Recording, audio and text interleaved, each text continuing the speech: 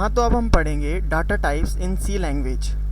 सी language में दो types के डाटा टाइप्स होते हैं, एक होता है डिराइव्ड डाटा टाइप और एक होता है बेसिक डाटा टाइप। पहले हम देखते हैं बेसिक डाटा टाइप्स क्या क्या होते हैं। इंटीजर जो है एक बेसिक डाटा टाइप है, क्योंकि हम नंबर्स होते हैं इंटीजर, जैसे 1 2 -1 -2 जो भी हैं, ये सारे बेसिक डाटा टाइप्स के अंदर आते हैं और जो कि इंटीजर है। सेकंड में है कैरेक्टर। कैरेक्टर भी एक बेसिक डाटा टाइप है, जो भी हम अल्फ़ाबेट्स लिखते हैं ABCD, तो वो क्या है, बेसिक डाटा टाइप्स के अंदर आएंगे। और फ्लोट जो है, फ्लोट मतलब होता है इंटीजर्स में जो हमें डेसिमल नंबर्स जो है इंक्लूड नहीं कर सकते, लेकिन फ्लोट में जो है सिंगल प्रिसीजन डेसिमल नंबर्स को इंक्लूड कर सकते हैं, और डबल में डबल प्रिसीजन नंबर्स को भी इंक्लूड कर सकते हैं, डेसिमल नंबर्स को। तो इसीलिए फ्लोट सिंगल प्रिसीजन के लिए और डबल डबल प्रिसीजन के लिए। प्रिसीजन मींस पॉइंट के बाद हम कितने डिजिट तक वैल्यूज़ लिख सकते हैं, मतलब कितने डिजिट तक वैल्यूज़ कंसिडर होंगी। इसमें ज़्यादा वैल्यूज़ कंसिडर होंगी, इसमें कम वैल्यूज़ कंसिडर होंगी। अब सिंगल प्रिसीजन और डबल प्रिसीजन आप फ्लोटिंग पॉइंट IEEE स्टैंडर्ड में पढ़ सकते हैं। अब बात आती है कि डिराइव्ड डाटा टाइप्स क्या होते हैं। इनको डिराइव्ड इसलिए कहा गया है क्योंकि ये बेसिक डाटा टाइप्स का ही एडवांस वर्जन है। बेसिक डाटा टाइप्स को यूज़ करके हमने डिराइव्ड डाटा टाइप्स बनाए गए हैं। अब जैसे एरे है, एरे क्या है, collection of similar type of data types, similar type of elements. Similar type of मतलब जैसे हम किन्हीं 10 नंबर्स को कलेक्ट करके लिखें, कलेक्शन में लिखें, तो वो एक एरे कहलाएगा।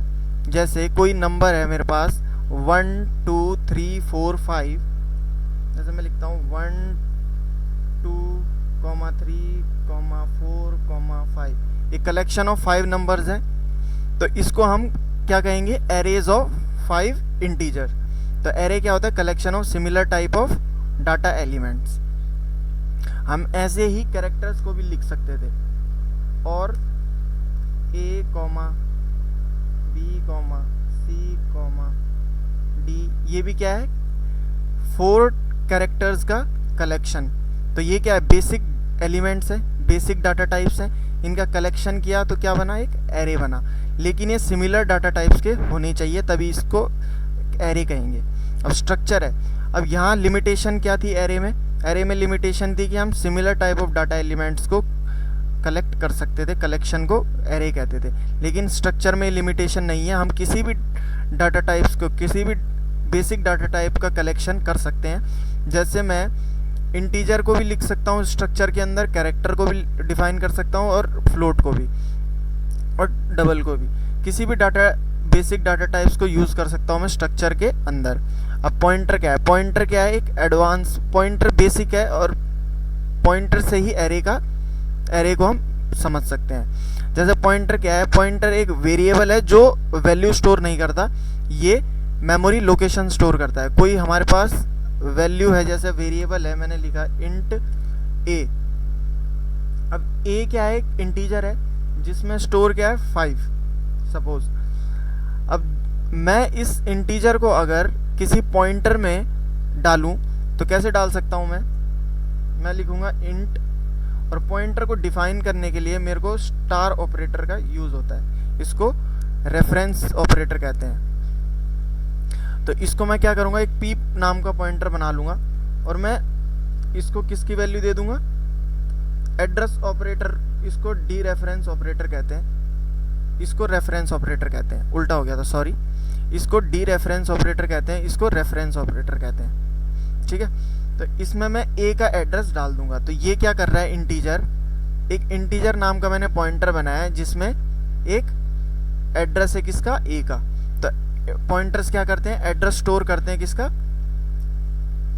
एड्रेस स्टोर करते हैं, डाटा एलिमेंट्स का, बेसिक डाटा टाइप्स का जो है एड्रेस स्टोर करते हैं। ये एरे का भी स्टोर कर सकते हैं, लेकिन एरे का जो है पहला एलिमेंट होगा वो उसी का एड्रेस स्टोर करेंगे, इसके बारे में हम आगे पढ़ेंगे। यूनियन भी एक डिराइव डाटा टाइप से, जो एलिमेंट्स को बेसिक एलिमेंट्स से बना हुआ है, बेसिक डाटा टाइप से बना हुआ है। तो ये था डाटा टाइप्स इन सी।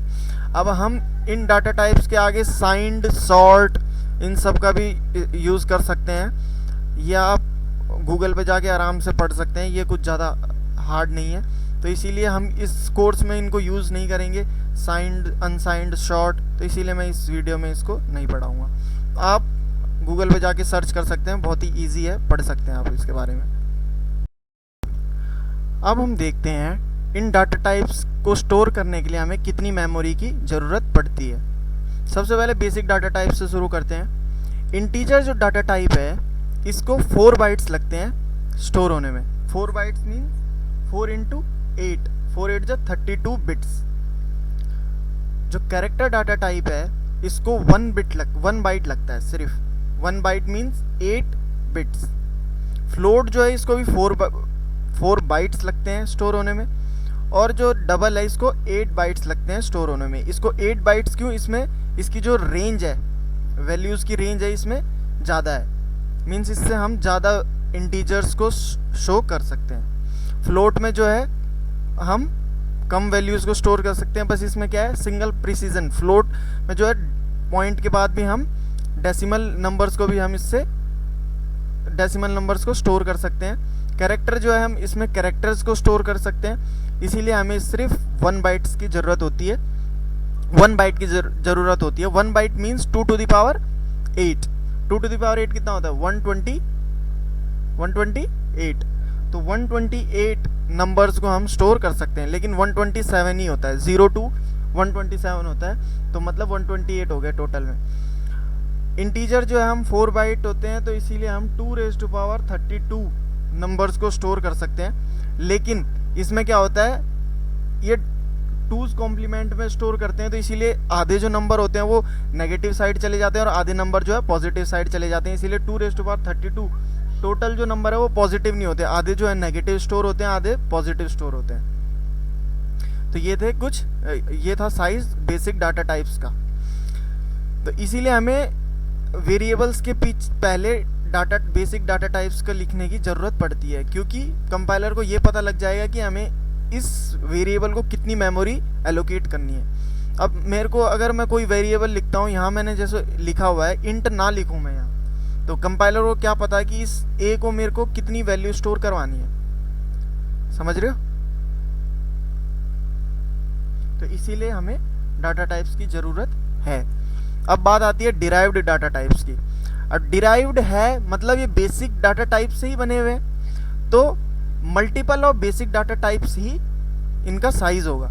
अब एरे है, हम एरे जो है कितने भी नंबर्स का बना सकते हैं। अब मैंने 10 इंटीजर का एरे बनाया हुआ है, तो एक इंटीजर 4 बाइट का होता है, तो 10 इंटीजर्स कितने बाइट के हो गए? 4 इंटू 10, 40 बाइट्स के हो गए। वैसे ही स्ट्रक्चर है। अब स्ट्रक्चर के अंदर हम कई सारे बेसिक डाटा टाइप्स को स्टोर करवा सकते हैं, कई सारे बेसिक डाटा टाइप्स को डिक्लेयर कर सकते हैं। तो इसीलिए मैं अगर इंटीजर 4 इंटीजर यूज़ कर रहा हूँ, तो 4 इंटू 4, एक कैरेक्टर को तो 1 इंटू जितने कैरेक्टर्स हैं। अगर फ्लोट करवा रहा हूँ 4 इंटू समथिंग, जितने भी फ्लोट यूज़ कर रहा हूँ मैं, डबल कर रहा हूँ तो 8 इंटू कर दूंगा उसके साथ। तो ऐसी होता है स्ट्रक्चर का साइज कैलकुलेट, हम ऐसे ही करेंगे। अब कैरेक्टर का एरे बनाता हूँ मैं। ये कितने कैरेक्टर का एरे है? सॉरी, ये है हमारे पास 4 कैरेक्टर का एरे। तो अब मैं 4 कैरेक्टर का एरे बना रहा हूँ, तो 4 इंटू 1 होगा, क्योंकि 1 बाइट लेता है कैरेक्टर, तो ये सिर्फ 4 बाइट का एरे होगा। अब मैं इस केस में कितने बाइट्स यूज़ कर रहा हूँ, कितने इंटीजर्स यूज़ कर रहा हूँ? 5 इंटीजर्स। तो 5 इंटू 4, 5 4 जा 20 बाइट का ये एरे बनेगा हमारे 5 इंटीजर्स का। ऐसे ही मैं स्ट्रक्चर बनाता हूँ इन दोनों कम्बिनेशन करके, तो ये कितना था? 4 इंटू 1 4 प्लस 24 बाइट का स्ट्रक्चर बनेगा मेरा। पॉइंटर जो है उतनी मेमोरी स्टोर करता है जितने बाइट का हमारे पास। अब पॉइंटर डिपेंड करता है, पॉइंटर क्या वैल्यू स्टोर करता है? एड्रेस स्टोर करता है। अब जो एड्रेस होता है ये डिपेंड नहीं करता कि कितने बाइट का मेरा बेसिक डाटा टाइप है, क्योंकि हमारे को जो मेमोरी स्टोर करवानी है, जैसे मैं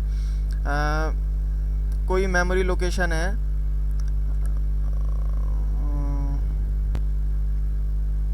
बेसिकली पॉइंटर्स जो हैं मेमोरी लोकेशन स्टोर करते हैं, ना कि इंटीजर वैल्यू को। अब इंटीजर वैल्यू है हमारी, इंटीजर वैल्यू है तो वो तो 4 बाइट्स लेगी लेगी, लेकिन अगर हमारा पॉइंटर है, पॉइंटर जो है मेमोरी लोकेशन को स्टोर कर रहा है, ना कि हमारी वैल्यू को। तो इसीलिए ये जो है किस पर डिपेंड करता है, आर्किटेक्चर ऑफ मेमोरी, मेमोरी का कैसा ऑर्गेनाइजेशन है, कैसे आर्किटेक्चर है, उस पर डिपेंड करता है पॉइंटर का साइज।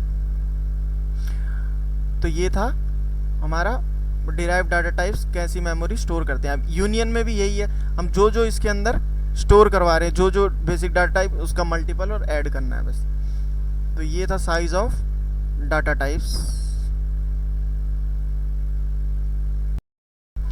तो मैंने ये प्रोग्राम बनाया है, इसमें साइज ऑफ ऑपरेटर का यूज़ करके हम बेसिक डाटा टाइप्स का साइज़ पता करते हैं। ये साइज ऑफ ऑपरेटर हम पहले भी देख चुके हैं। साइज ऑफ ऑपरेटर क्या करता है, ये इनबिल्ट फंक्शन है, इनबिल्ट फंक्शन है जो किसी का भी साइज़ पता करता है। हमने परसेंट डी इसलिए लगाया हुआ है, ये फॉर्मेट स्पेसिफायर है, ये एक इंटीजर वैल्यू रिटर्न करे और यहाँ पे शो करे। तो पहले इसको हम कंपाइल कर लेते हैं, कोई एरर नहीं दिखा रहा, और रन बटन दबाते हैं। देखिए इंटीजर का साइज़ मेरा क्या है, 4 बाइट्स, फ्लोट का साइज़ क्या है 4, कैरेक्टर का साइज़ क्या है 1 बाइट, डबल का साइज़ क्या है 8 बाइट, जो हमने पहले पढ़ चुके हैं वही सारे आए। आपका जो है इंटीजर का साइज़ अलग आ सकता है अगर आप पुराना सिस्टम यूज़ कर रहे हैं, क्योंकि पुराने सिस्टम्स में इंटीजर का साइज़ 2 बाइट्स भी था। 2 बाइट्स इसलिए लेते थे क्योंकि उस टाइम 32 बिट्स की जो है प्रोसेसर्स नहीं आते थे। मेरा ये 64 बिट्स का प्रोसेसर है, तो इसीलिए ये 34 बाइट दे रहा है। आपके में मे बी अगर आपका 16 बिट प्रोसेसर है तो वो कम दे, मे बी नहीं तो आजकल के प्रोसेसर्स जो हैं 32 बिट्स के हैं, इसीलिए ये जो इंटीजर का है 4 बाइट स्टोर करवाते हैं।